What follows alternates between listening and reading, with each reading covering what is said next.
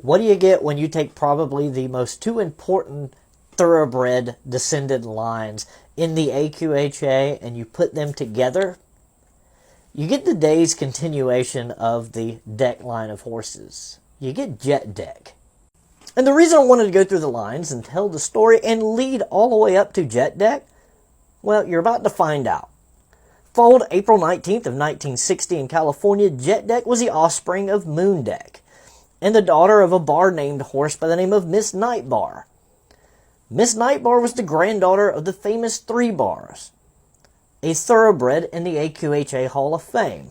And as we know, Moon Deck was the son of Top Deck, another Hall of Fame thoroughbred in the AQHA. As a 2-year-old, Jet Deck would be put into training. It wasn't long before his trainer realized that they had a serious racehorse on their hands. In his freshman year, Jet Deck was named the champion 2-year-old colt and champion stallion. The next year, the Little Bay was named world champion racehorse. He would also acquire the speed rating of triple AT, or the equivalent of what would be known as a 100 these days. In 1963, the famous Bud Warren had took notice of the Little Bay colt. Bud would approach the owners about leasing the stallion, and they would agree to lease the horse, and Jet Deck would arrive at Warren's Perry, Oklahoma ranch in 1963.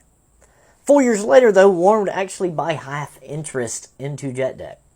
Jet Deck would only race for 2 years. With 31 starts, he would win 22 of those starts, 4 times coming in second and placing third twice. He would earn 42 AQHA racing points to go with his money earnings of over $200,625.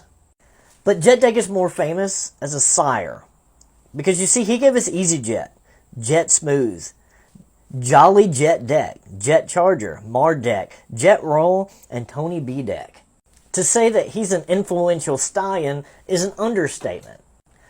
But there's a sad twist to the Jet Deck story. And that is, unfortunately, in 1971, Jet Deck would be murdered. In August of 71, Jet Deck was 11 years old and at the height of his prime when it came to being a stud.